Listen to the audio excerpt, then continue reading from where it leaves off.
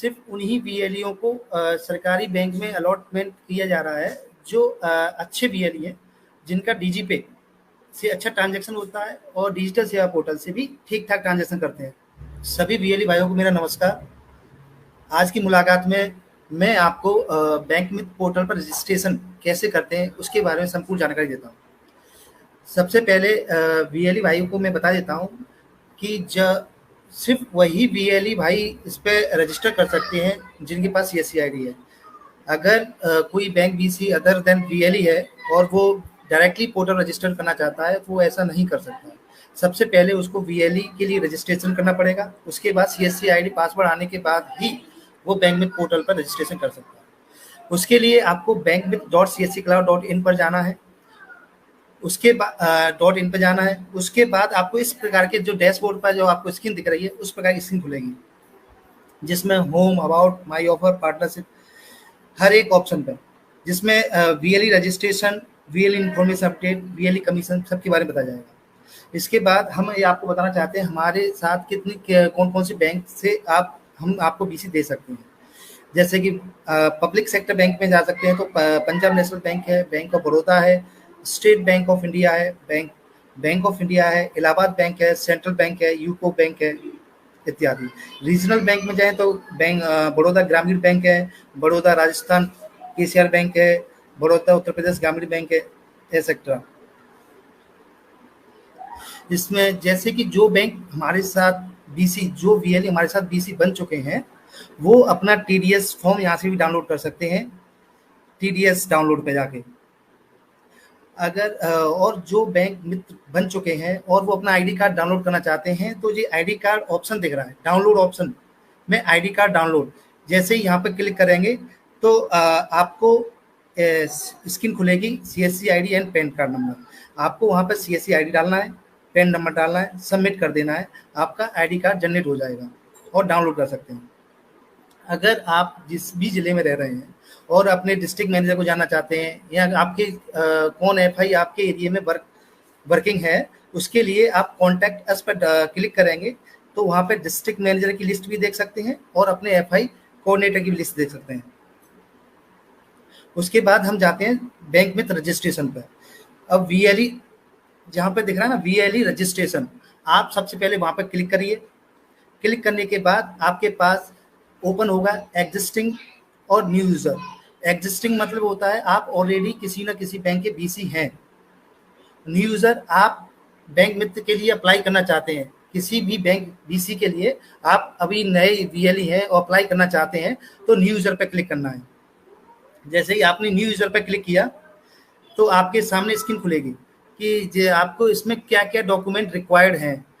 आपको required document है passport size photo, proof of settlement account. अगर आपके पास अभी बीसी नहीं है, सेटलमेंट अकाउंट नहीं है, तो आप दूसरा अकाउंट भी लगा सकते हैं। Proof of ID card, proof of address, bank Mitra registration, inside और आउटसाइड का फोटो, आपका जो सेंटर है उसका इनसाइड की इमेज और आउटसाइड की इमेज विद लैटिट्यूड लॉन्गिट्यूड आपको अपलोड करना है।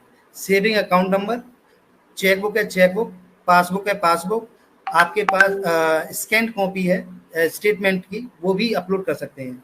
आईआईबीएफ सर्टिफिकेट आपका होना अनिवार्य है, पुलिस वेरिफिकेशन होना अनिवार्य है, पैन नंबर, पैन कार्ड और no objection certificate. No objection certificate का मतलब होता है कि आप अदर की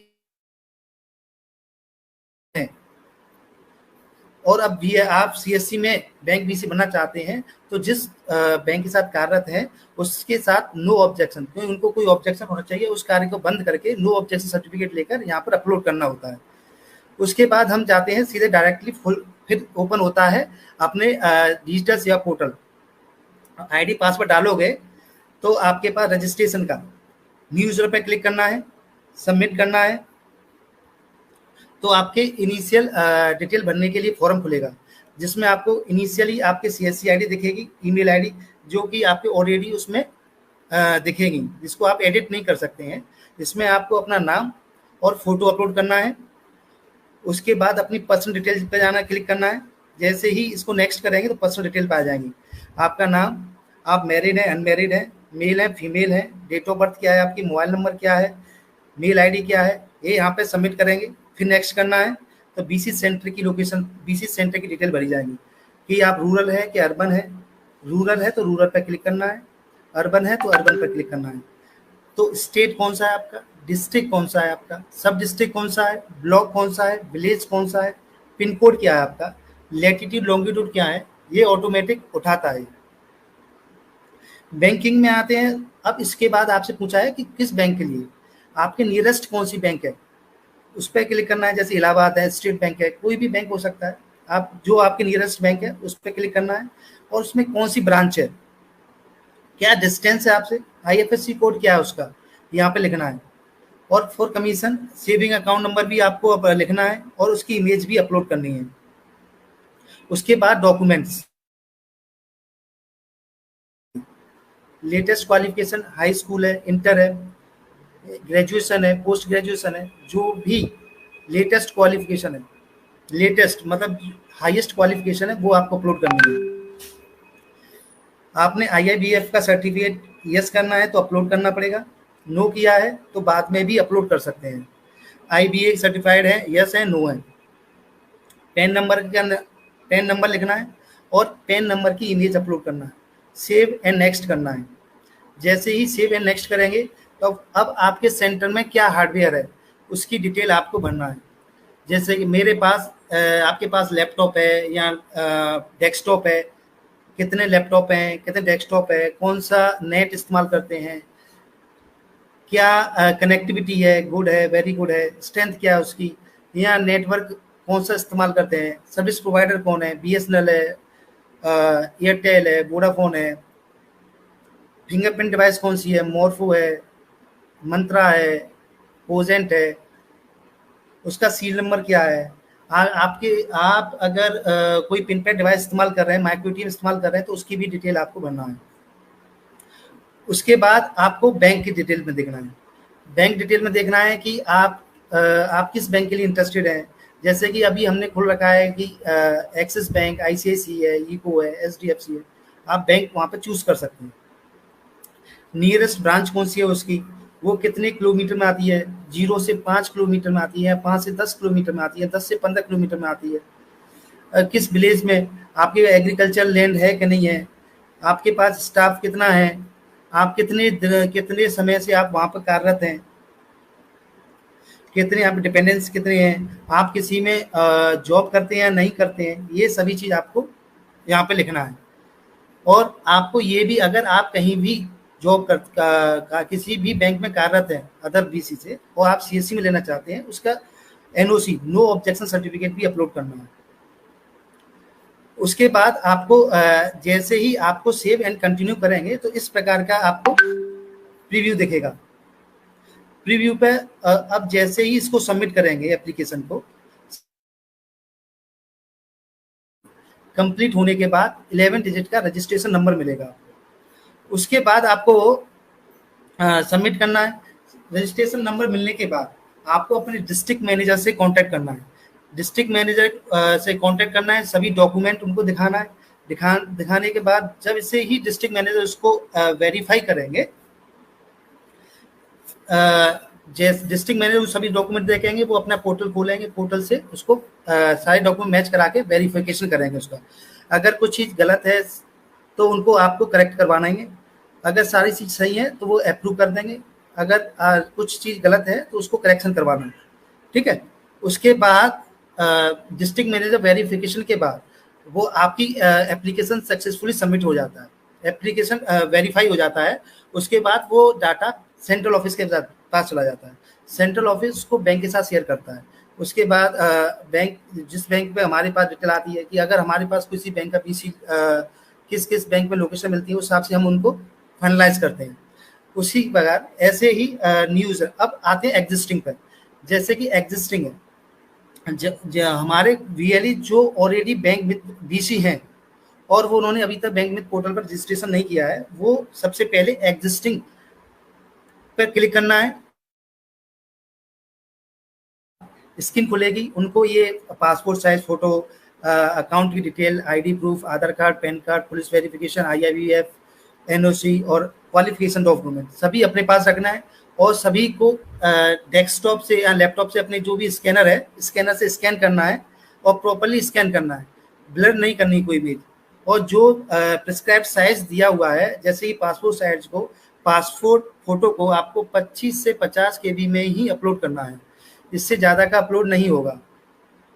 अपने सीएससी के आईडी एंड पासवर्ड डालना है। जैसे ही सीएससी आईडी पासवर्ड डालोगे, साइन इन करोगे, तो आप किस बैंक के बीसी हैं उस पर उसका केओ कोड होता है, उस केओ कोड को इसमें डालना है। डालने के बाद किस बैंक का बैंक चूज करनी है। सपोज मैं एसबीआई का सीएसपी हूँ, मेरा कोड 1868 से स्टार्ट होता है और मैं नीचे सेलेक्ट एसबीआई ही सिलेक्ट करके सबमिट करूंगा। सबमिट करने के बाद सेम स्क्रीन खुलेगी, उसमें मेरा सीएससी आईडी और मेल आईडी मेरी ऑलरेडी फिल्ड होंगी। उसके बाद मुझे अपना नाम, फोटो अपलोड करना है। फोटो अपलोड करने के बाद पर्सनल डिटेल दोबारा अपलोड करनी है। पर्सनल डिटेल में आपकी मेल, फीमेल, नेम, ये जैसे ही सेव एंड नेक्स्ट करोगे, सेव नेक्स्ट करने के बाद बीसी सेंटर की डिटेल अपलोड करनी है। बीसी सेंटर आपका कहाँ पर है, किस डिस्ट्रिक्ट में, किस ब्लॉक में, सारी डिटेल अपलोड करने के बाद आपको बैंकिंग, किस बैंक का बीसी है वो सिलेक्ट करना है, किस ब्रांच से है वो सिलेक्ट करना है, कितनी दूरी पर है वो सिलेक्ट करना है, आईएफएससी कोड क्या है वो सिलेक्ट करना है।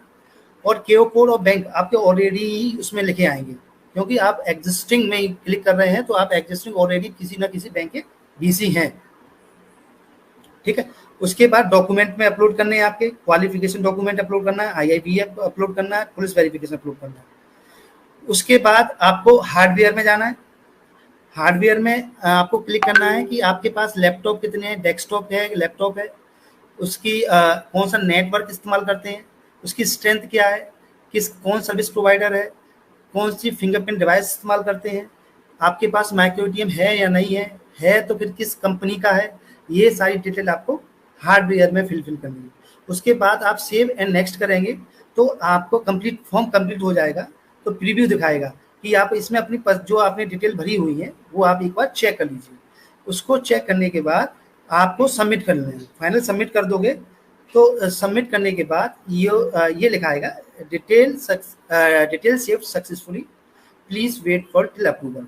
इसके बाद ये डिटेल डिस्ट्रिक्ट मैनेजर के पोर्टल पर पहुंच जाती है। फिर डिस्ट्रिक्ट मैनेजर इनको वेरीफाई करते हैं। वेरीफाई करने के बाद ये आपका बैंक में पोर्टल रजिस्ट्रेशन कंप्लीट हो जाता है। ठीक है। इसके बाद मैं आपको बताना चाहता हूं, अगर आपने जैसे कि रजिस्ट्रेशन करते समय कोई भी, जैसे कि आपके पास आईआईबीएफ नहीं है और आपने रजिस्ट्रेशन कर दिया है और बाद में आपने आईआईबीएफ पास कर लिया है, तो उसके बाद आप वीएलई इंफॉर्मेशन अपडेट पे जाके अपना आईआईबीएफ अपलोड कर सकते हैं। बाद में कर लिया है तो पुलिस वेरिफिकेशन, आईआईबीएफ और mobile number VLE information update में जाके अपडेट कर सकते हैं। जो वीएलई भाई का कमीशन स्ट्रक्चर भी देख सकते हैं, किस वीएलई का कितना कमीशन है, किस बैंक का कितना कमीशन स्ट्रक्चर है, वो यहाँ पे भी चेक कर सकते हैं। और भी अगर आपको कोई जानकारी चाहिए मुझे कमेंट में बता दीजिए, मैं दे सकता हूँ। बताना चाहता हूँ, अगर हमारा सभी वीएलई से रिक्वेस्ट है कि सभी डिजिटल सेवा पोर्टल और डीजीपे से अधिक ट्रांजैक्शन करें, क्योंकि अब हम सिर्फ उन्हीं वीएलईओं को सरकारी बैंक में अलॉटमेंट किया जा रहा है जो अच्छे वीएलई हैं, जिनका डीजीपे से अच्छा ट्रांजैक्शन होता है और डिजिटल सेवा पोर्टल से भी ठीक ठाक ट्रांजैक्शन करते हैं। तो मेरी आप सभी से हार्दिक हृदय से रिक्वेस्ट है कि सभी से ज़्यादा डीजीपे का इस्तेमाल करें, और जिससे कि पैसे का जैसे कि जब तक हम आपको बैंक में नहीं प्रोवाइड कर पा रहे हैं, किसी बैंक का बीसी नहीं बना पा रहे हैं, तब तक आप डीजीपे का cash withdrawal, cash deposit, balance inquiry के लिए इस्तेमाल कर सकते हैं। मनी ट्रांसफ़र है, ये सारी सर्विसेज हमारे डीजीपे में उपलब्ध है। आप डीजीपे के माध्यम से माइक्रो एटीएम भी ले सकते हैं और उससे भी आप कार्ड बेस्ड ट्रांजैक्शन भी कर सकते हैं। धन्यवाद।